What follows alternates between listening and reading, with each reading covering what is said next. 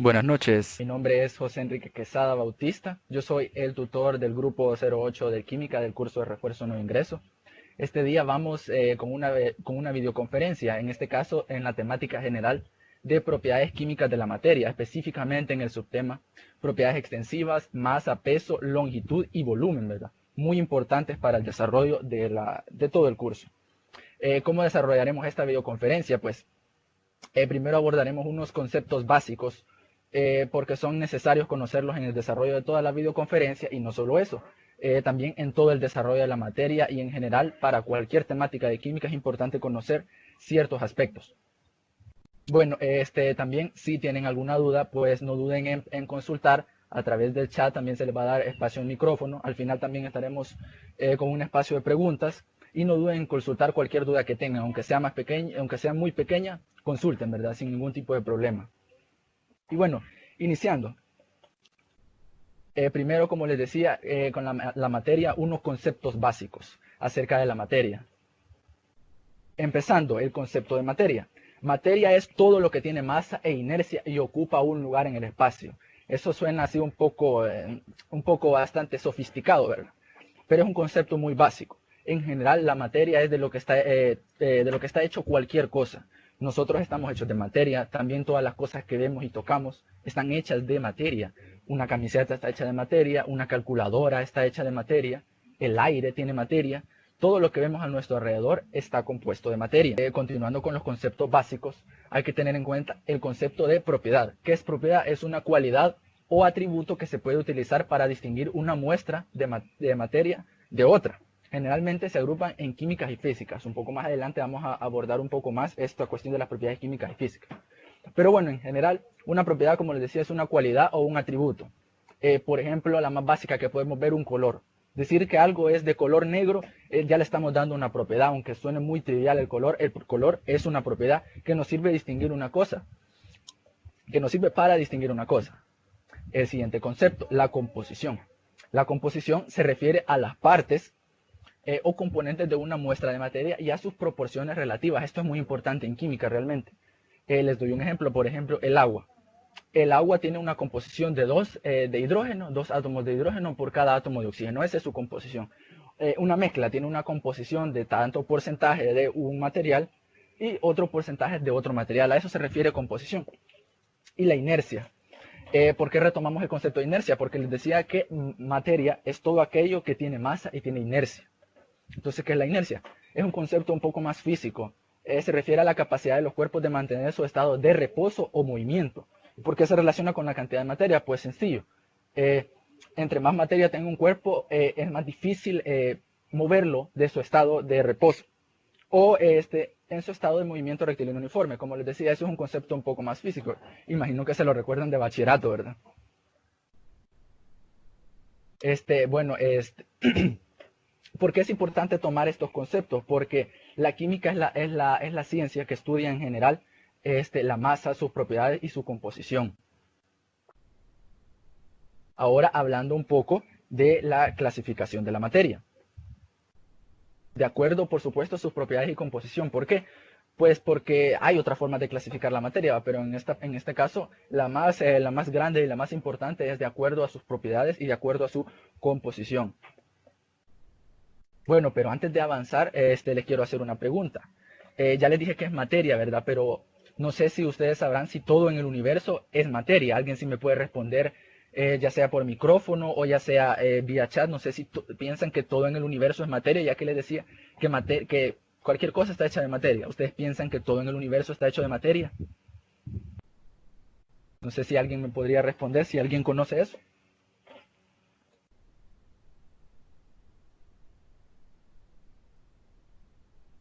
Quizás no todo, ¿Por qué? porque tú decís que todo lo que hay en el mundo, vaya, y yo pienso que como los sentimientos, o sea, no sería como algo así de materia, entonces no incluiría todo lo del mundo. Muy bien, muy bien. Sí, los sentimientos es un concepto un poco más abstracto, ¿verdad? Pero también lo que dice aquí Isaías tiene mucha razón. En el universo también hay formas de luz. no todo es materia, tenemos formas de energía, la luz es una forma de ellas, el fuego, como tal, energía calorífica, no es materia, es energía. Ondas también, es una forma, no es materia como tal, es otra cosa, pero sí, están en lo correcto, no todo en el universo es materia, tenemos también formas de energía.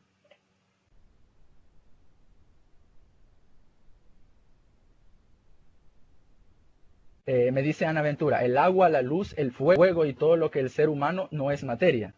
El agua sí que es materia, el agua sí que es materia, es una sustancia, es un compuesto, el agua sí que es materia. La luz y el fuego podríamos decir que no, que son más bien formas de energía. El reflejo, dice Alessandra, el reflejo se refiere pues, viene siendo también como una forma de luz, ¿verdad? El reflejo es una forma de luz que nosotros vemos. Pero es energía, viene siendo energía, correcto, no es materia, así que está en lo correcto. Bueno, avanzando a lo siguiente, ¿verdad? Clasificación de la materia. Tenemos primero sustancia. Sustancia es una forma de materia que tiene una composición definida, constante y propiedades distintivas. Es importante recargar el concepto de sustancia desde el punto de vista químico. Desde el punto de vista químico, lo correcto es tratar una sustancia como una sustancia pura. Normalmente utilizamos sustancias para decir cualquier cosa. Nosotros, ¿verdad? Decimos que, por ejemplo, un refresco es una sustancia, pero eso más bien es una mezcla. Pero en el concepto en química referimos a sustancia pura, por ejemplo, el agua como tal, el agua, H2O, una sustancia pura. Y propiedades distintivas, el agua tiene su propio punto de ebullición, punto de fusión, tiene su densidad, diferentes temperaturas, diferentes presiones. Tiene una composición definida también, como les decía, el agua siempre es H2O, no importa, ¿verdad? De qué agua se trate, siempre va a ser H2O, por supuesto, claro que va a tener otro tipo de contaminantes, pero como tal, la molécula de agua no se va a ver afectada. El elemento es una sustancia que no se puede separar en otras más sencillas por medios químicos.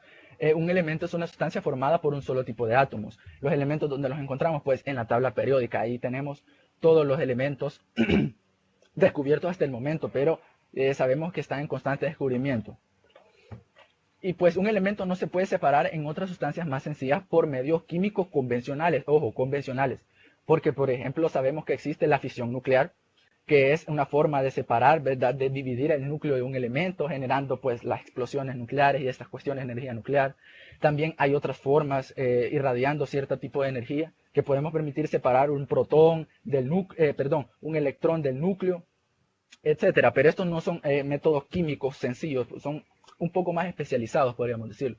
En general, eso es un elemento, una sustancia que no puede separarse en otras más sencillas por medios químicos.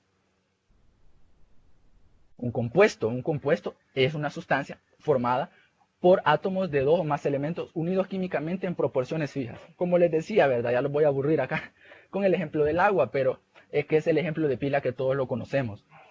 El agua, ¿por qué se dice que están unidos químicamente en proporciones fijas? Por lo que les decía, agua en cualquier parte del mundo va a ser 2 átomos de hidrógeno por un átomo de oxígeno. Eso nos va a dar agua siempre. Otros compuestos, podemos tener sal de mesa, NaCl, cloruro de sodio. En cualquier parte del mundo la sal común o la sal de mesa va a ser cloruro de sodio, siempre. Ahora pasamos a la siguiente clasificación, las mezclas. Las mezclas ya son combinaciones de dos o más sustancias puras en las que éstas conservan sus propiedades. Las mezclas no poseen composición constante. Por ejemplo, aquí, por ejemplo, el ejemplo más básico, mezclamos azúcar con agua. Lo mezclamos bien y al final tenemos que vemos solo prácticamente un líquido un poco amarillento, transparente, digamos. Pero ahí sigue habiendo azúcar y sigue habiendo agua. El agua sigue siendo agua y el azúcar sigue siendo azúcar. Si lo separamos por medios físicos, porque ojo, las mezclas sí que se pueden separar por medios físicos. Si lo separamos, que lo suyo es hervir el agua, se va a evaporar y nos va a quedar el azúcar, pues el azúcar va a seguir teniendo sus propiedades y el agua va a tener siguiendo sus propiedades. No reaccionaron químicamente para unirse. Estas son las mezclas. No poseen composición constante. Por ejemplo, una pregunta que yo les hacía en el foro. Ustedes, y se las repito acá, porque puede ser que algunos no estén, claro, bajo encargo, ¿verdad? En el grupo. El aire, ¿qué creen que es ustedes? ¿Un compuesto o una mezcla? Si alguien sabe y me podría responder.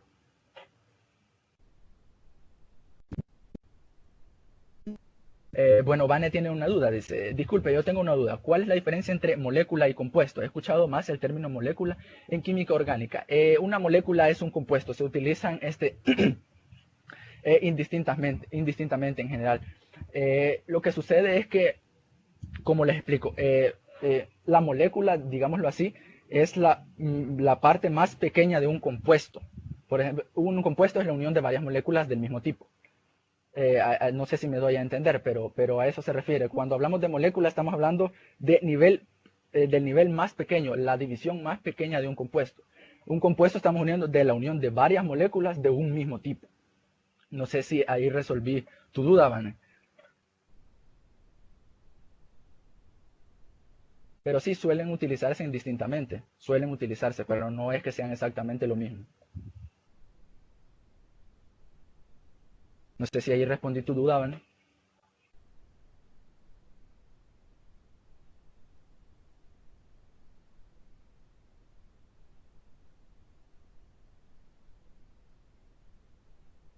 Bueno, como les decía, no sé, ¿qué piensan ustedes? ¿El aire es una mezcla o un compuesto? El aire es una mezcla, me responde Karen, me responde Ana Gladys. Efectivamente, el aire es una mezcla, el aire es una mezcla de bastante gases. Normalmente para cuestiones químicas, para aproximaciones básicas se utiliza que es 79% nitrógeno, 21% oxígeno. No, Isaías, el aire no es un compuesto, es una mezcla. Eso les estoy explicando, ¿verdad? Eh, como les decía, es una mezcla de varios gases, principalmente oxígeno y nitrógeno, tiene otro, ¿verdad? Vapor de agua, otros sulfuros y etcétera, etcétera, etcétera. Pero en general digamos que es 79% nitrógeno, 21% oxígeno. ¿Por qué no es un compuesto? Pregunta Alessandra. Porque en el aire el oxígeno, asumamos que el aire es totalmente oxígeno y nitrógeno.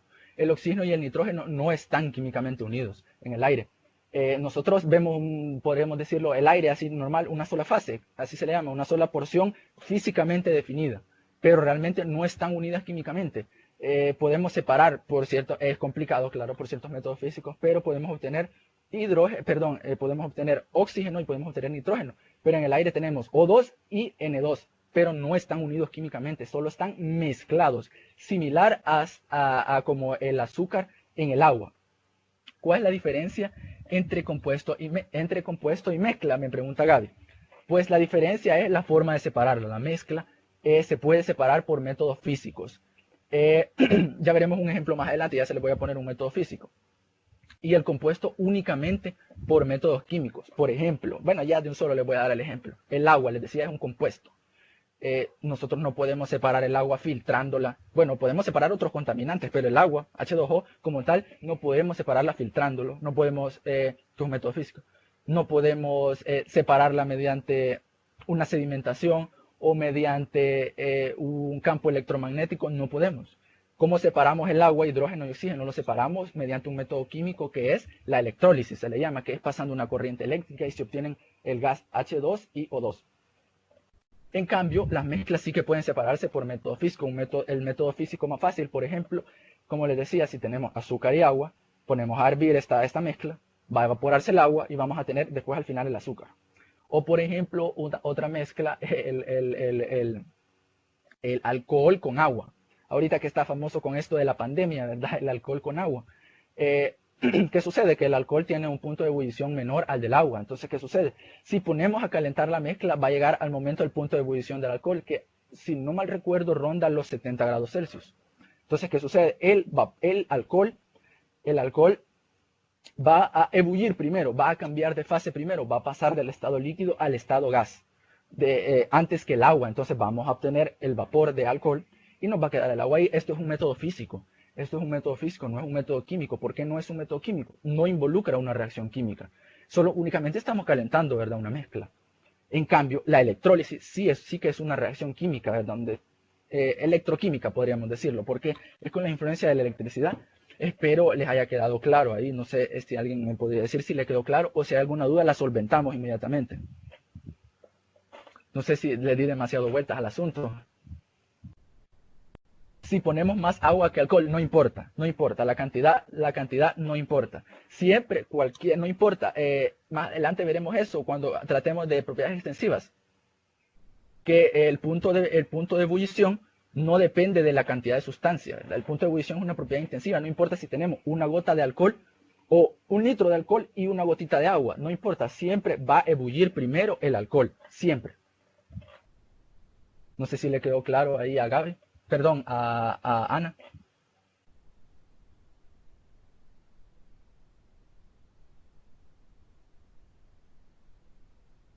Y si no, más adelante vamos viendo, abarcando más conceptos, porque todos estos conceptos se interrelacionan, ¿verdad? Y es complicado hablar de una sola cosa sin hablar de la otra. Pero sí, un poco más adelante veremos más ejemplos y vamos a ver, y espero le quede también un poco más claro, ¿no? En ese sentido. Ahora, las mezclas podemos tener dos tipos, tenemos homogéneas y heterogéneas. Homogénea se refiere a la composición de la mezcla es uniforme. Esto, ¿cómo se lo digo así en castellano? Se refiere a que nosotros no vemos más que una sola cosa, vemos una porción físicamente distinguible. Por ejemplo, cuando hacemos nosotros un cafecito, no sé si ustedes le ponen azúcar al café, ¿verdad? Yo sí le pongo, pero bueno, tenemos el agua, le echamos el café, supongamos que no le echamos azúcar, lo mezclamos bien, solo veremos al final un líquido café oscuro, ¿verdad? Tirándole a negro. Vemos nada más, solo eso, no vemos el agua aparte y el café aparte, a menos que no lo hayamos mezclado bien, por supuesto. Pero si lo mezclamos bien, solo vamos a ver un líquido café. Entonces, esto significa que es una mezcla homogénea. Una mezcla heterogénea. La composición no es uniforme, es lo contrario. En este caso, sí distinguiríamos fases diferentes. Una fase es una porción de la materia que se distingue así a simple vista. Y aunque a veces cueste distinguirla, están presentes. Por ejemplo, en los refrescos se ve mucho. Por ejemplo, en el refresco de tamarindo, ¿verdad? Tenemos ahí las partículas de tamarindo, lo vemos, y un líquido un poco más oscuro, vemos las distintas fases. Esto es una mezcla heterogénea. Bueno, y aquí el ejemplo que podemos ver ahí a la derecha es virutas de hierro, que es la sustancia, el material ahí un poco más oscuro, y arena. ¿Qué sucede? Por más que lo mezclemos bien, no importa cuánto lo mezclemos, siempre vamos a distinguir el hierro y siempre vamos a distinguir la arena. Y ahora, como les decía, las mezclas se pueden separar por métodos físicos.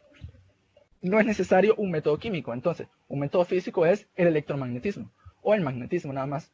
Si hacemos pasar un imán por esta mezcla heterogénea de virutas de hierro con arena, pues claro, va a atraer al metal, que es el hierro, y vamos a tener al final la arena sola, ¿verdad? Esto es un método físico. No hubo ningún tipo de reacción química en esto, no hicimos reaccionar el hierro, no hicimos reaccionar la arena para nada. Ahora, hablando ya un poco de las propiedades de la materia, específicamente las propiedades químicas y físicas. Más adelante abordaremos las propiedades extensivas e intensivas de la materia. Pero es importante primero saber qué son las propiedades químicas y las propiedades físicas. Primero, las propiedades químicas. Son aquellas que, como lo dice su nombre, aquí a veces en química el nombre de la cosa, el término nos dice muchas cosas, ¿verdad? Las propiedades químicas son aquellas que su medición sí que requiere la alteración de la composición química de la materia. Por ejemplo, la inflamabilidad, la reactividad, esto es muy clave, la corrosión. Aquí en la imagen vemos el símbolo de la inflamabilidad y vemos una cadenita corroída. ¿Qué sucede? Cuando algo es inflamable, cuando algo agarra fuego, está habiendo una reacción química. Normalmente, bueno, no normalmente, se le conoce como una reacción química de combustión. Entonces aquí significa que si medimos la inflamabilidad de un objeto, si algo que dice es altamente inflamable, entonces significa que esto es una propiedad química y para medirla es necesario hacer una reacción química, que esto se inflame. La corrosión, aunque nosotros no lo veamos, ahí en esa cadenita están ocurriendo reacciones químicas a nivel de superficie primero, ¿verdad? Luego va profundizándose más. Pero así sucede, de naturaleza electroquímica podríamos decir también. Son reacciones de óxido-reducción, pero están sucediendo reacciones químicas. Entonces cuando decimos que un material se corroe ante otro, o que un material es altamente corrosivo, entonces estamos diciendo que para medir esta propiedad hubo una reacción química. Y reactividad en general, para decir que una sustancia reacciona con otra, es necesario, obviamente, una reacción química. Hay otras propiedades, ¿verdad? Tenemos una infinidad de propiedades químicas. Pasamos a las propiedades físicas. Es lo contrario del anterior. Aquí no se requiere cambiar la composición química de la materia. Por ejemplo, ¿verdad? La ductilidad, la maleabilidad, punto de fusión, punto de ebullición. Como les decía, punto de ebullición. Nosotros tenemos agua en estado líquido. Lo ponemos a calentar. y esta va a ebullir. Cuando nosotros terminemos de ebullir toda, habremos cambiado todo el agua líquida a estado de gas. Vamos a tener vapor de agua. Entonces, en el vapor de agua va a tener exactamente, para hacer esto no hubo ningún tipo de reacción química. No hubo ningún tipo de reacción química, ¿verdad? Únicamente calentamos. Esto es nada más un cambio físico. Esto es el punto de ebullición. El punto de fusión igualmente, ¿verdad? Cuando el hielo se condensa, pasa del estado sólido al estado líquido, pues no hubo ningún tipo de reacción química, únicamente un cambio de estado que es físico nada más. ¿Por qué decimos que no hubo ningún cambio químico? Porque va a seguir siendo agua, solo que agua en un estado o agua en otro estado, pero va a seguir siendo H2O agua. Pregunta de Manuel. La combinación química de corrosión es la que se veía a simple vista en la cadena. Sí, aquí volvemos. Esa cadena seguramente de hierro, y lo que vemos es ese color rojizo café, es la formación de óxido férrico, ¿verdad? Que es lo que normalmente se forma, ¿verdad? En una reacción, en una corrosión del hierro, se forma óxido férrico. Esto es basado en una reacción que es de hierro en presencia de oxígeno, el oxígeno que está en el aire. Entonces, la cadena de hierro, únicamente al estar en la atmósfera, en nuestra atmósfera, hay oxígeno, es lo que respiramos. Entonces, únicamente el hecho de ver oxígeno se está corroyendo. Tal vez no lo veamos hasta dentro de unos años, pero sí que la reacción es lenta, pero está pasando. Y como lo evidenciamos con la presencia de esto que se aparece sobre la superficie, que es café rojizo, que es óxido férrico. Y bueno, ustedes preguntarán si esto requiere bastante tiempo. Pero ¿qué sucede? Pues al medirla, al momento de medir si un material es corrosivo o no, pues se utilizan las circunstancias en laboratorio para acelerar este proceso, ya sea se somete el material a un líquido que es un poco más corrosivo para acelerar el proceso, pero en general estas pruebas requieren cierto tiempo. Pero sí, la corrosión que se ve aquí en la imagen, lo que se ve aquí en la imagen a simple vista es corrosión. No sé si quedó claro la duda ahí con Emanuel. Ok, bueno, seguimos. Como les decía, ¿verdad? Las propiedades físicas son las que pueden medirse sin cambiar la composición química de la materia. Otros dos ejemplos claves, la ductilidad y la maleabilidad. En este momento yo les pregunto a ustedes, no sé si conocen la diferencia entre ductilidad y maleabilidad. Si alguien si alguien la conoce, es momento de decirla. ¿Alguien conoce la diferencia entre ductilidad y maleabilidad? O al menos el concepto, ¿verdad?, de ductilidad y de maleabilidad, que a partir de eso se puede establecer la diferencia, claro. Lo puede decir por el micrófono o por chat. ¿Sí? Yo, ¿Sí? vaya, yo había entendido que la ductibilidad es como, por ejemplo, si tenés un pedazo de alambre, como la capacidad en que puedes estirarlo y convertirlo, cambiarlo de forma, ¿Mm? o algo así. ¿Y maleabilidad? No tenías la idea. Pues, o sea, con solo decir la palabra, se viene como que, como para moldearlo, algo así, cambiarlo de forma. Pues estás en lo correcto. Bueno, sí, ¿no? Porque en ductilidad dijiste de cambiarlo de forma como tal, pero sí, de hecho la ductilidad, bueno, primero leamos lo que dicen nuestros compañeros. Lo que dice Vane, dice, creo que la maleabilidad es la característica de los metales de adaptar su forma. Uno hace láminas y el otro hilos. La ductilidad es la propiedad de los metales de convertirse en alambres y maleabilidad que lo puedes manipular. Pues todos tienen bastante bien la idea. Y sí, la ductilidad es la capacidad de un material en convertirse en hilos. En cambio, la maleabilidad, o sea, de estirarlo y convertirlo en hilos, así como decía nuestro compañero. Y maleabilidad es la capacidad de formar eso, láminas, de formar láminas. Muchas veces en los materiales, la verdad es que se dan los dos. Los materiales que son dúctiles suelen ser maleables, y por eso es que se suelen confundir estos términos. Pero sí, la diferencia viene siendo en lo que la capacidad de formar qué. Es decir, los dúctiles forman hilos y los maleables forman láminas. Un ejemplo, les decía, el oro, por ejemplo, es un material muy dúctil y muy maleable. Como lo sabemos, la joyería. Tenemos pues, joyerías de cualquier tipo de forma, ¿verdad? Entonces significa que es un material muy dúctil porque se forman alambres muy delgados, y maleable también porque se pueden formar distintas placas y otros. Pero si comparamos, por ejemplo, el cobre con el aluminio, lo que más comúnmente vemos son láminas de aluminio. Es extraño ver láminas de cobre, ¿verdad? Pero sí que es muy común ver alambres de cobre, y de hecho alambre muy delgado significa que el cobre es más dúctil que el aluminio, pero el aluminio es más maleable. Entonces no sé si ahí les queda clara la duda.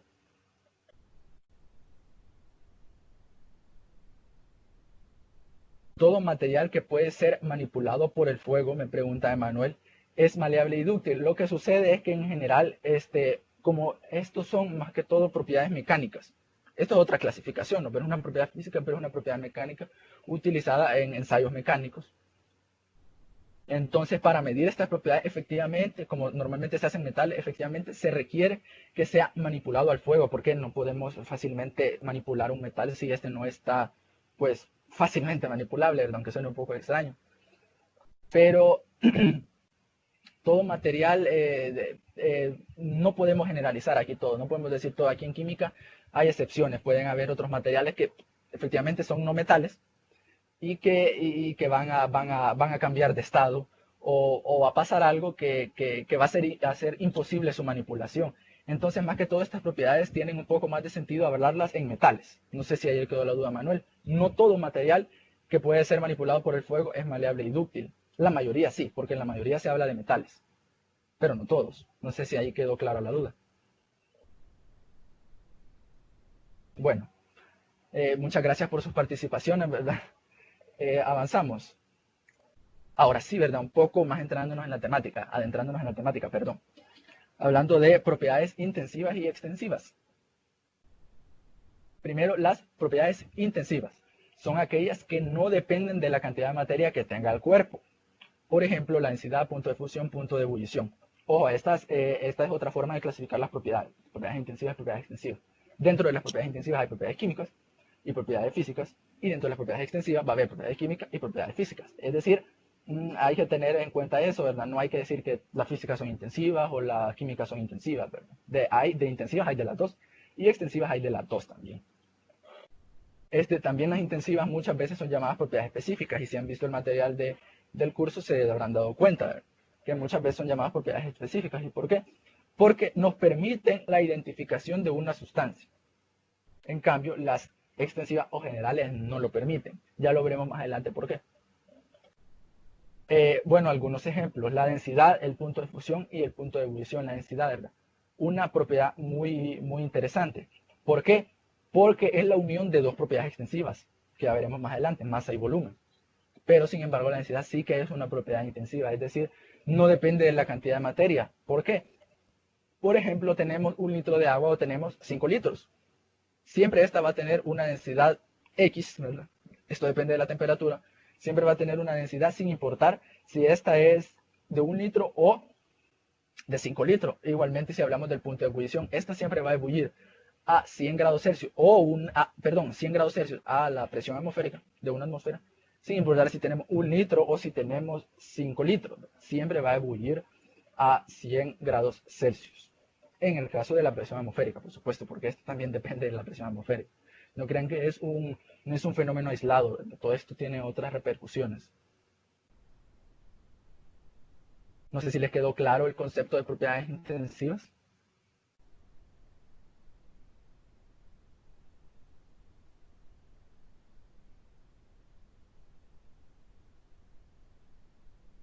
Bueno, continuamos. Gracias. Las propiedades extensivas pues vienen siendo lo contrario. En este caso sí que dependen de la cantidad de materia que posea el cuerpo. Y aquí ya estamos ya hablando de las que nos compete a nosotros, ¿verdad? Masa, volumen, longitud y también peso. ¿Por qué decimos que sí dependen de la cantidad de materia? Pues ya veremos con cada una de estas cuatro, que son las que estudiaremos, que son las más importantes. Porque veremos que si tienen mayor cantidad de materia que tengan, su valor va aumentando. Un cuerpo con más materia tenemos masa, va a tener más peso, va a tener más volumen, va a tener más longitud que otro que tenga menos materia en general. Entonces esto es lo contrario. ¿Y por qué les decía que no nos funcionan para identificar una sustancia? Les pongo un ejemplo bastante básico, ¿verdad?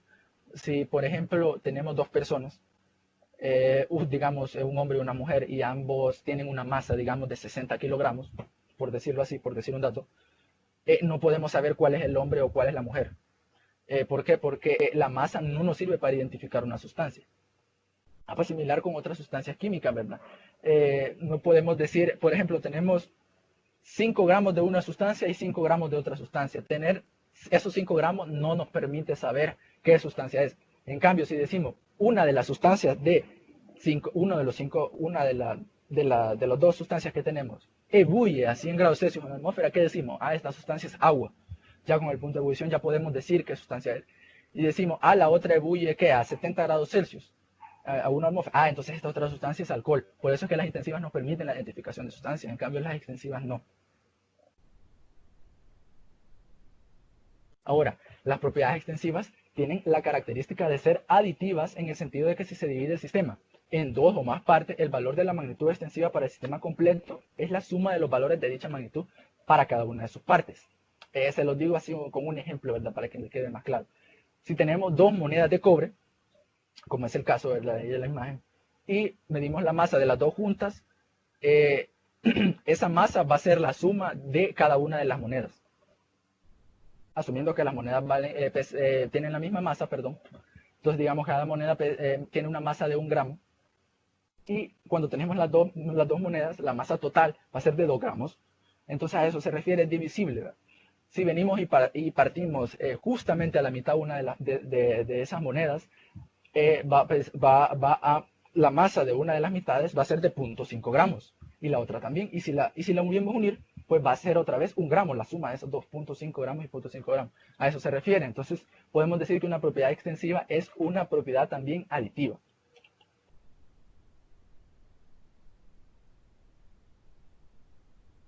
Bueno, continuando. No sé si les quedó claro la diferencia entre propiedades extensivas y propiedades intensivas. Si no, pues no duden en preguntar. Ya, porque lo siguiente es hablar de las propiedades extensivas: masa, longitud, peso, volumen.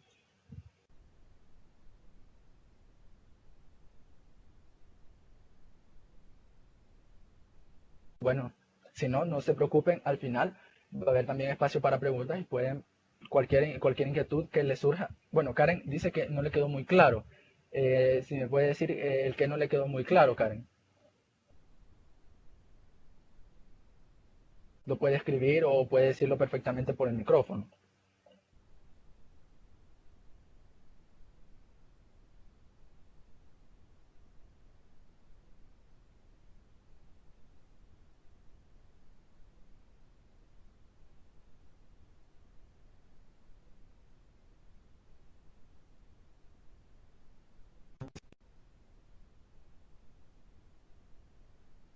Eh, el primero que ya recuerdo cuál es, no entendí. No entendí la verdad.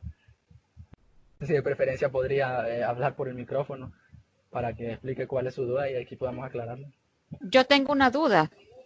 Diga. Vaya, las propiedades extensivas, lo Sí. que yo entiendo es que es como una que adhiere a algo, es adictiva. Sí, es decir sí, que la suma de varias partes iguales va a dar una suma algebraica, ¿verdad? Va a dar una magnitud total. Eso significa. Lo que les decía, si sumamos dos monedas, dos monedas de 1 gramo, la masa total va a ser de 2 gramos. A eso se refiere. Ah, ok, entonces, va, está bien, gracias. Bueno. Bueno, Karen, la primera que ya recuerdo cuál es, que no recuerdo. No sé, la verdad no entiendo. Disculpe ahí que no entiendo la duda.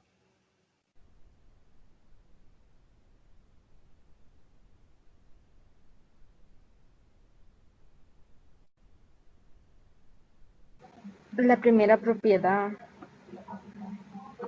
Las propiedades intensivas. Ajá, sí, esa. Le quedó la duda de qué es. Bueno, las propiedades intensivas O son sea, ¿de aquellas, qué es? Ajá. ¿qué es? Son propiedades que no dependen de la cantidad de materia que tenga el cuerpo. Es decir, que para medirlas, bueno, más bien para medirlas no, sino en general para decirlas, no dependen de la cantidad de materia que tenga un cuerpo. Por ejemplo, el punto de ebullición, es decir, el ejemplo más básico. No importa si tenemos 1 litro de agua o 5 litros de agua. Por supuesto, 5 litros vamos a tener mayor cantidad de agua. En cambio, 1 litro tenemos menor cantidad de agua. Pero el punto de ebullición de ambas muestras, si tenemos 1 litro o 5 litros, va a ser de 100 grados Celsius a la presión de una atmósfera. Entonces, por eso, no depende de la cantidad de materia, no importa si tenemos mucha agua o poca agua, va a ebullir siempre a 100 grados Celsius. Caso contrario que veremos más adelante del volumen, pues ya lo estamos diciendo, 1 litro no es lo mismo que 5 litros, ya lo estamos diciendo ahí. Eso es un caso de una propiedad extensiva. No sé si quedó claro eso.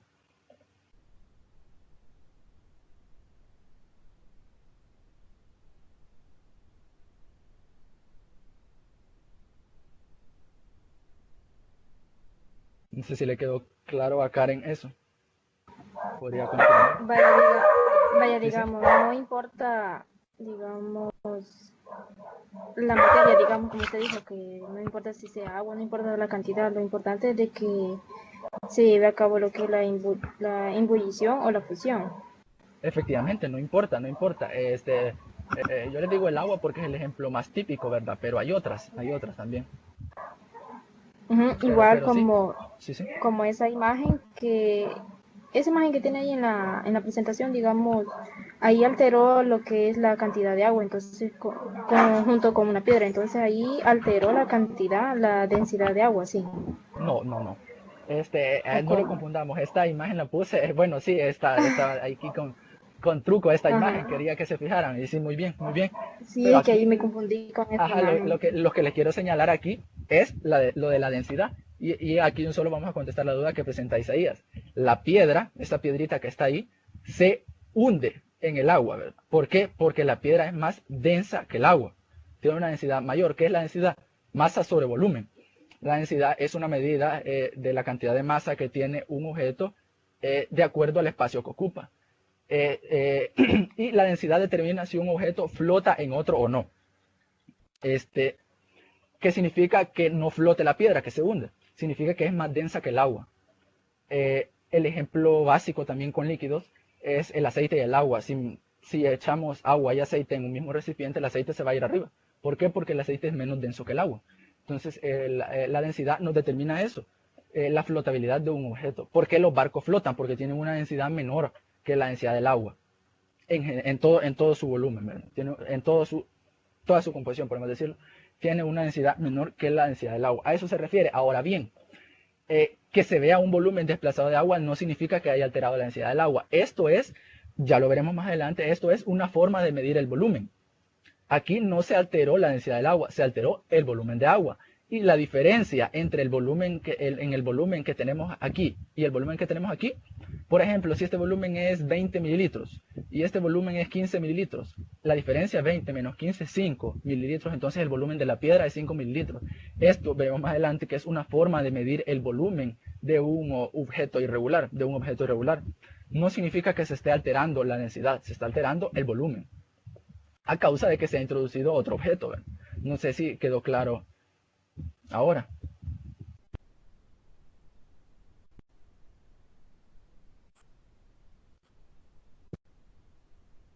Sí, muy bien. El hierro flota en mercurio líquido. Y así otros, ¿verdad? Y así otros. De hecho, podemos decir, Ah, entre el agua misma, podemos decir el hielo flota en el agua líquida. ¿Por qué? Porque el hielo es menos denso que el agua. Y uno dice, qué extraño eso, pero es que el agua es una sustancia bastante especial, bastante peculiar, que en su estado sólido es menos denso que en su estado líquido. ¿Alguien iba a hablar? yo, Sí, sí. referente al ejemplo que pusiste del barco en el agua, Ah, sí, sí. eso es una propiedad intensiva por el, por el ejemplo de la densidad, pero también, bueno, pienso yo, no sé Sí, si sí, sí. estoy en lo correcto, de que Dime. también tiene que ver sobre la propiedad extensiva, por el hecho del peso que presenta sobre el agua. No sé si estoy en lo correcto. Pues sí, sí, estás en lo correcto. Puedes decir, podemos decir el barco, ¿verdad? Tiene un peso enorme. ¿Por qué no se hunde en el agua? Pero lo que sucede es que, bueno, no sé si han visto, pero los barcos tienen un gran espacio vacío abajo. Entonces, ¿qué se hace con los barcos? Como les decía, la densidad es una relación entre la masa y el volumen. Entonces, es un cociente. Podemos alterar la densidad de un cuerpo alterando su masa o alterando su volumen. ¿Qué es lo que hacemos con el barco? Alteramos su volumen de tal manera que el denominador, que es el volumen, porque es masa sobre volumen, aumentamos el volumen con este espacio vacío. Al alterar el volumen, al final, la masa total y hacer la división entre el volumen, nos da al final un valor de densidad menor que la del agua, algo que es sorprendente, ¿verdad? Pero quizás ahorita nosotros un poco más trivial, pero en el momento de que empezaron a diseñar los barcos, en esto se estuvieron dando duro. Pero esa es la clave. Tienen un espacio vacío que les permite incrementar su volumen, de tal manera que al final el cociente de su densidad da menor que la densidad del agua. Además, el agua de mar en general tiene la ventaja de que es todavía más densa que el agua potable que nosotros tomamos. ¿Y esto por qué? Por la presencia de sales. Entonces, ahí mismo les explico, la presencia de sales incrementa la masa del volumen de agua y manteniendo el volumen constante. Entonces, esto lo vuelve más densa porque es más grande el valor del numerador de la fracción. El volumen no depende de su peso. Exactamente, no depende de su peso. El volumen no depende del peso. Es decir, la densidad podemos alterarla alterando el volumen y alterando el peso. Pero como tal, el volumen no depende del peso ni el peso del volumen. Aquí nos quedamos un poco atrás con la duda de Isaías. Me parece que preguntaba que por qué la densidad es intensiva si depende del volumen y la masa. Sí, eso es lo curioso con la densidad, y no solo con la densidad, sino con hay otras propiedades que de hecho podemos prácticamente generalizar que la relación entre dos o más propiedades extensivas nos va a dar una propiedad intensiva. La densidad es el ejemplo más clásico, hay otras propiedades, ahorita no se me viene a la mente alguna, pero la mayoría de las propiedades que nosotros vemos, una relación entre dos o más propiedades extensivas, como es el caso de la densidad, masa extensiva, volumen extensiva, nos va a dar una propiedad extensiva. Esto es algo que es así, es bastante curioso, pero así funciona, ¿verdad? Estas cuestiones de las propiedades. Y como les decía, lo evidenciamos en la forma de medirlo. ¿Por qué? Porque el agua va a tener siempre la densidad, una densidad de un valor X. Le voy a dar la densidad de agua pura a 25 grados Celsius es 997 kilogramos por metro cúbico, ¿verdad? Y fichas, no recuerdo el dato exactamente, pero es más o menos 997 kilogramos sobre metro cúbico. Kilogramos sobre metro cúbico, ¿ve? Unidad de masa sobre unidad de volumen. Esta densidad del agua pura va a ser la misma si tenemos 1 litro de agua o 5 litros de agua o más de litros de agua. Aunque estemos variando el volumen como tal, también estamos variando la cantidad de masa, estamos variando las dos cosas, estamos variando volumen y estamos variando masa. Entonces, ¿qué implica? Que al final la densidad es la misma, es una propiedad intensiva. Esto sucede, podemos generalizar, no pierdan eso en cuenta. Ustedes ven, tengo la duda si esto es una propiedad extensiva o una propiedad extensiva. Pueden remitirse a dos formas. Una, cómo se mide. Si tengo más de uno, va a afectar el valor. O si vemos que es la relación entre dos extensivas, entonces, esto es una propiedad intensiva. En eso tengan cuidado, porque esto suele ser una pregunta que suele venir, por ejemplo, en los exámenes de admisión. Si no me recuerdo en el que yo hice, venía estas cuestiones. Tomen en cuenta eso. La relación entre dos o más propiedades extensivas nos da una propiedad intensiva. No sé si ahí les quedó claro su duda. Sus dudas, más bien.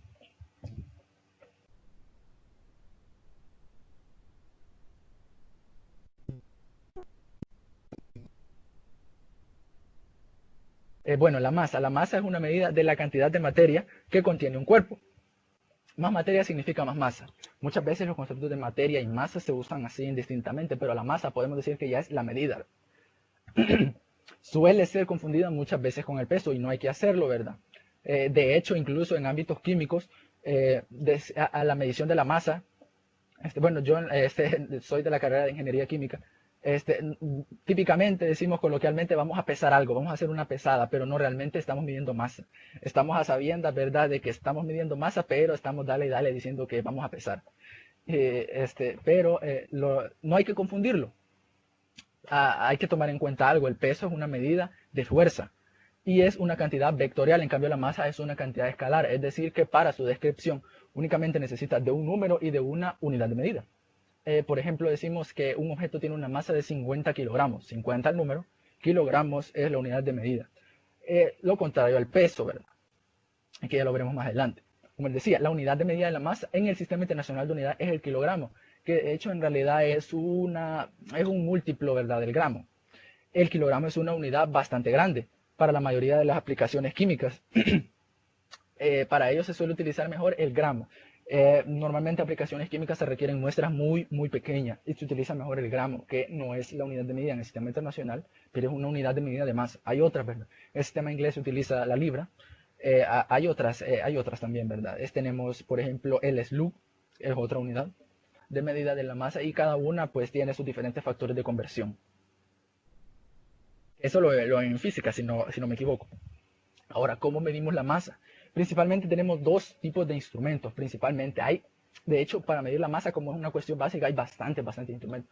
Pero estos son los más principales y seguramente con los que se toparán normalmente en la mayoría de aplicaciones. Balanzas y básculas. Balanzas podemos decir que hay de tres tipos. Tenemos balanzas granatarias, que es la primera, esta que vemos por acá, que de hecho su precisión es bastante baja.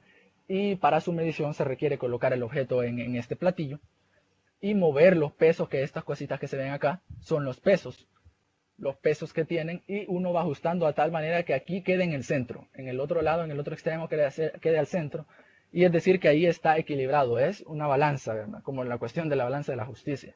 Entonces así se mide esta cuestión. Esto no tiene mucha precisión, se utiliza nada más para mediciones rápidas, o bueno, no rápidas, sino para mediciones que no requieren gran precisión, o cuando no se tiene la instrumentación adecuada, ¿verdad? Entonces, lo peor es nada, es ese tipo de balanza. Luego tenemos la balanza también granataria digital, que es la que vemos aquí abajo, o semi-analítica. Esta tiene una precisión similar a la anterior, pero no tiene tanto el error humano que tiene el error de ojo, porque aquí tenemos que ver nosotros, ¿verdad? En cambio en esta no, en esta solo se coloca y ella nos da el valorcito. Aquí, sin embargo, únicamente nos da, si no me equivoco, hasta las décimas y algunas hasta las centésimas de gramo. Luego tenemos la balanza analítica, esta sí, esta hasta es cerradita del lugar donde se mide dentro de este platillo que está en el centro. ¿Y por qué es cerradita? Porque en estas cuestiones son tan precisas que incluso corrientes de viento pueden llegar a afectar nuestra medición. Son utilizadas para mediciones muy precisas. Se cierra también porque puede entrar alguna partícula de algún material. Se viene una corriente de polvo en estos tiempos de los polvos del Sahara. Puede caer ahí un poco de polvo y va a afectar a nuestra medición. Si no mal recuerdo, estas tienen una precisión de hasta las 10 milésimas de gramos, es decir, cuatro cifras decimales después del punto, gramos. Y luego tenemos la báscula. No sé si alguien conoce la diferencia entre balanza y báscula. No sé si alguien la conoce. ¿Qué me podría decir?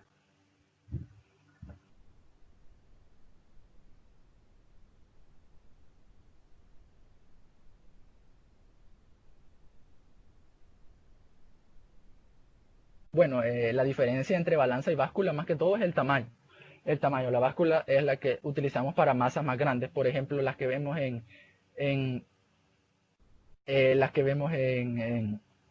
los supermercados para medir las frutas, o las que utilizan para medir nuestra propia masa corporal.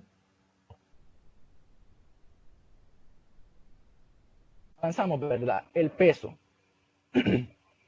El peso es la relación existente entre la fuerza de atracción que ejerce la Tierra sobre determinada cantidad de masa. Depende de la fuerza gravitacional, de la posición relativa y, claro, de la masa. A diferencia del peso, a diferencia de la masa, esta sí es una cantidad vectorial.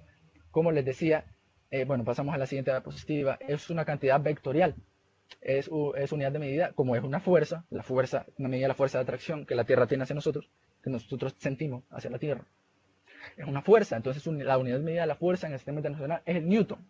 El newton es la cantidad de fuerza aplicada a una masa de 1 kilogramo para que ésta adquiera una aceleración de 1 metro por segundo cuadrado, o de otras palabras, es la cantidad de fuerza aplicada a una masa de 1 kilogramo para que ésta adquiera una velocidad de 1 metro por segundo durante 1 segundo. Entonces esto es, ahí aquí vemos un poco la ilustración de lo que es un newton. Esta es la unidad de fuerza y por ende de peso, porque el peso es una fuerza en el sistema internacional. Ahora, ¿por qué les digo que es una cantidad vectorial? Vemos aquí una flechita. Para describir adecuadamente una fuerza es necesario establecer la dirección. Aquí la dirección va en este sentido. Bueno, el sentido de la dirección más bien va en este sentido, y la dirección se da en ángulos. Con el peso tenemos la peculiaridad que, como siempre es la fuerza de atracción de la Tierra, entonces la dirección siempre va a ser hacia abajo, ¿no? Hacia abajo, siempre va a ser la dirección del peso hacia abajo. El peso, les decía, es proporcional a la masa. Específicamente es proporcional de acuerdo a la constante de gravitación, a la gravedad. que asumimos constante de 9.81 metros por segundo cuadrado, pero no es ese valor en todos los puntos de la Tierra. De hecho, podemos decir que un material tiene una masa constante que no depende de cómo donde se mida. Es decir, ustedes van a tener, digamos, una masa de, no lo sé, de 130 libras, y ustedes van a tener esa misma masa en Estados Unidos, o si están en Rusia, o si están en El Salvador, o si están en África, en cualquier país africano. Siempre van a tener esa masa, sin embargo su peso sí que va a variar, aunque parezca algo extraño, ¿no? El peso sí que varía. ¿Por qué? Porque el peso depende de la gravedad. Y de hecho la gravedad varía de unos puntos a otros dentro de la Tierra. Entonces sí podemos decir que de hecho, si no mal recuerdo, si están en Rusia van a pesar un poquito, van a tener un peso un poquito menor del que tienen acá. Igualmente, si se van a la Luna, por supuesto, van a tener un peso mucho, mucho menor. Van a flotar casi, porque allá la fuerza de gravitación, o sea, la gravedad es muy poca.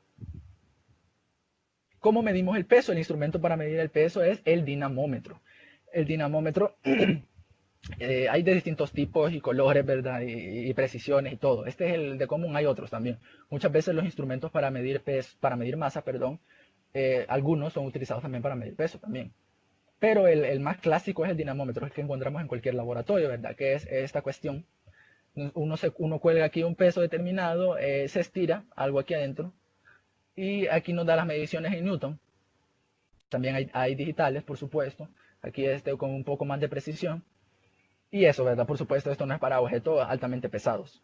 Normalmente la medición más básica del peso se hace midiendo la masa con instrumentos de medición de masa y se multiplica por la gravedad del lugar, que normalmente no se toma en cuenta y se toma un promedio de 9.81 metros por segundo cuadrado. La longitud, la siguiente propiedad que nos interesa, es una magnitud que mide la distancia entre dos puntos. Por ejemplo, uno está ahí, tantos kilómetros hay de aquí a San Salvador, de aquí a Sonsonate. Entonces, eso es una longitud. Puede considerarse también como la medida de cada una de las dimensiones de un cuerpo. Vemos aquí nuestros ejes cartesianos. Puede ser de la distancia del centro a X es una longitud, a Y es otra longitud, a Z es otra longitud. La unidad de medida de la longitud en el sistema internacional es el metro. Y ahora, ¿cómo medimos la longitud? Aquí sí que tenemos una infinidad de instrumentos para medir la longitud, ¿verdad? De todos los colores y sabores. Tenemos la típica, la regla, ¿verdad? La que ocupamos en clases nosotros. Tenemos la cinta métrica, ¿verdad? La que se utiliza en trabajos un poco más pesados. Tenemos esta otra que el nombre se me ha ido, pero creo que también se le dice cinta métrica, la que usan aquí los costureros, ¿verdad? Luego tenemos también el micrómetro, que es este que vemos aquí arriba con azulito. Y el pie de rey o vernier, o calibre vernier se le llama a este otro. Estos son instrumentos ya más precisos. No se pueden medir aquí distancias, longitudes grandes, pero sí que requieren una mayor precisión. Este, no sé si lo alcanzan a ver, pero tiene una precisión de 0.02 milímetros. El micrómetro, como su nombre lo indica, tiene hasta una precisión de las micras de un metro, es decir, te puede medir hasta 1 por 10 a la menos 6 metros. Entonces, esto ya se requieren para mediciones de longitud de objetos muy pequeños y que requieren una alta precisión para medirlo. El volumen es una magnitud física derivada. ¿Por qué decimos que es derivada? Porque el volumen no es más que... el volumen es una medida del espacio que ocupa un cuerpo en el universo. Pero, ¿por qué decimos que es derivada? Porque deriva de la longitud. Como les decía, la longitud es la medida a uno de los ejes, ¿verdad? Cartesiano. El volumen es, podemos decirlo, el producto de los tres. No el producto exactamente, pero sí la combinación de las tres unidades, de las tres longitudes en los tres ejes cartesianos. La unidad del volumen en el sistema internacional, como es derivada de la longitud, es longitud al cubo, metro cúbico. Hay otra, ¿verdad? La que nosotros utilizamos en casa típicamente es el litro. El litro, ¿verdad? Y hay su respectivo factor de conversión. Hay otras, tenemos mililitros y cualquier unidad de longitud al cubo, pie cúbico, metro cúbico, centímetro cúbico, incluso yardas cúbicas, ¿verdad? Que no va a ser típico que lo vean, pero cualquier unidad de longitud al cubo puede ser utilizada como unidad de volumen. ¿Cómo medimos el volumen? Aquí sí tenemos distintas cuestiones. Empezando con el volumen de sólidos. En el caso de sólidos geométricos regulares puede ser determinado mediante fórmulas, ¿verdad? Es lo típico, ¿verdad? Lo que vemos ahí en matemáticas. No crean que llegar a esta fórmula es fácil. Para llegar a esta fórmula se requieren hacer cuestiones que se llaman integrales. derivadas y combinaciones y otras cuestiones que ha realizado, pero nosotros ya lo tenemos aquí sencillo para utilizar solo la fórmula. Tenemos un cubo, que es el más básico, que es la longitud al cubo, ¿verdad? Este es el más fácil, la multiplicación de cada una de las longitudes en cada uno de los ejes cartesianos. Y luego tenemos las distintas para paralelepípedo, cilindro, esfera, cono y otro, ¿verdad? Muchas veces en problemas nos encontraremos que el volumen de ciertos objetos lo podemos aproximar al volumen de esta figura. Por ejemplo, si requieren el volumen de un tanque, muchas veces estos tanques parecen ser cilindros, entonces se puede, como aproximación, dependiendo de lo que se requiera, como aproximación se puede considerar un cilindro. Para medir el volumen de un sólido irregular es lo que les explicaba, ¿verdad? Hace rato. Se utiliza el concepto de volumen desplazado. Si nosotros colocamos un objeto irregular sobre un líquido, generalmente este líquido es agua, y desplaza un cierto volumen, entonces este volumen desplazado va a ser el volumen de este objeto. Por ejemplo, aquí en la figura vemos que el volumen final es de 22 milímetros luego de introducir el objeto. Y antes era 16 milímetros. Entonces, ¿cuál es el volumen desplazado? La diferencia entre ambos. 22 menos 16 decimos que es 6 mililitros. Perdón. Entonces, esos 6 mililitros es el volumen de este objeto irregular. Ahora, el volumen en líquido se mide, hay que recordar las propiedades de los líquidos, que los líquidos se adaptan, toman la forma del recipiente que los contienen. Ojo, no ocupan todo su volumen como los gases, pero sí que se adaptan al recipiente que los contiene. Entonces, se utilizan recipientes que estén graduados con cuestiones volumétricas. Aquí tenemos unos ejemplos, ¿verdad? Vemos la probeta, el primerito que vemos aquí de izquierda a derecha. La probeta que no tiene una alta precisión, pero sí que se puede utilizar hasta volúmenes. He visto yo hasta los más grandes bueno, sí, he visto bastantes, hasta de 1 metro cúbico, he visto unas probetas enormes. El vaso de Bohemia les parece un poco raro, pero es comúnmente llamado beaker o vaso de precipitados. Este tampoco tiene una gran precisión, ¿verdad? Pero se utiliza más que todo para un transporte de un lugar a otro, en cuestiones de laboratorio. La pipeta, sí que tiene una mayor precisión y son para volúmenes más pequeños. La bureta, utilizado para otras aplicaciones químicas también. Aquí esto que se ve aquí abajo es como un grifo, podemos decirlo así, que permite la salida del líquido. Tenemos el matraja-forado. El matraja-forado es de los que tiene mayor precisión. De hecho, estos no tienen ningún tipo de medición volumétrica, sino que tienen ya un volumen establecido. Por ejemplo, supongamos que este es de 10 mililitros. Entonces, esta marca que está aquí, esa rayita que se alcanza a ver, es de 10 mililitros. Significa que ahí no podemos medir otro volumen más que no sea de 10 mililitros. Entonces, esto se utiliza para aplicaciones químicas como la creación de soluciones que requieren un volumen de una alta precisión en su medición. Ahora, con los gases ya resulta un poco más complejo, porque los gases sí que ocupan el volumen de todo el recipiente que lo contiene. Si metemos un gas en un recipiente de 1 litro, pues va a ocupar el litro entero. Pero el volumen, tanto en líquido como en gases, más en gases, ojo, depende de las condiciones de temperatura y de presión. En líquidos no tanto, ¿verdad?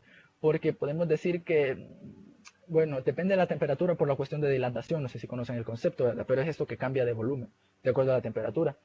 Y la presión, pero los líquidos en su mayoría son incompresibles, no incomprensibles, ¿verdad? No lo vayamos a confundir, incompresibles. Es decir que, aunque lo sometamos a una gran presión, su volumen va a variar muy poco. No es el caso de los gases, que sí, que aquí vemos a una presión de una atmósfera, podemos tener un gas X, un volumen de 4 litros, pero si aumentamos la presión a 2 atmósferas, que es 2 veces la presión atmosférica, tenemos un volumen reducido a la mitad, 2 litros, y así, ¿verdad? Entonces sí que el volumen en los gases sí que es bastante susceptible a los cambios de temperatura y presión. Igual con la temperatura, si aumentamos la temperatura de un gas en un recipiente, sus moléculas van a alborotarse, por decirlo así, van a querer ocupar más espacio, van a querer ser más libres en general. Y bueno, hasta aquí acabaríamos con la temática, básicamente. Y antes de terminar, pues quería hacerles aquí una pequeña autoevaluación que vamos a resolver juntos, ¿verdad? Son algunas preguntas retomadas del curso, de hecho, para ver si les quedaron claros los conceptos más básicos, ¿verdad?, de esta temática, que son los más importantes con los que se tienen que quedar ustedes. Entonces espero, ¿verdad?, participen aquí en esta sección y después de esto, pues vamos a resolver algún tipo de dudas que tengan. Primero, ¿verdad?, la cantidad de materia que posee un cuerpo, ¿cómo se denomina? ¿Alguien me podría responder? La cantidad de materia que posee un cuerpo. Ah, correcto, masa, está muy bien, masa, muy bien a todos.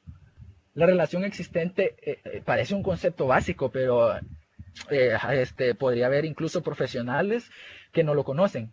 Cuidado, Gaby. No sé si ya me estás respondiendo la siguiente o estamos en la primera otra vez. Bueno, pero en la 2, sí, la relación existente entre la fuerza de atracción que ejerce la Tierra sobre una determinada cantidad de masa sí que se conoce como peso, ¿verdad? Peso. Ojo, aquí hay que tener en cuenta la diferencia, que en la cotidianidad decimos cuánto pesa, pero no, realmente estamos viendo masa. Entonces, aunque digamos, ¿verdad? Esto pesa tanto, hay que tener en cuenta que estamos diciendo una medida de masa, no de peso, normalmente. Ahora, la siguiente, la tercera, las propiedades extensivas, como su nombre lo indica, están basadas en la función siguiente: concentración, cantidad de temperatura, cantidad de materia. Efectivamente, Emerson, Ceci, sí, de cantidad de materia. Las propiedades extensivas están basadas en la cantidad de materia que tiene un cuerpo, a diferencia de las propiedades intensivas que no dependen de la cantidad de materia. Muy bien, Gabriela, Jennifer, muy bien.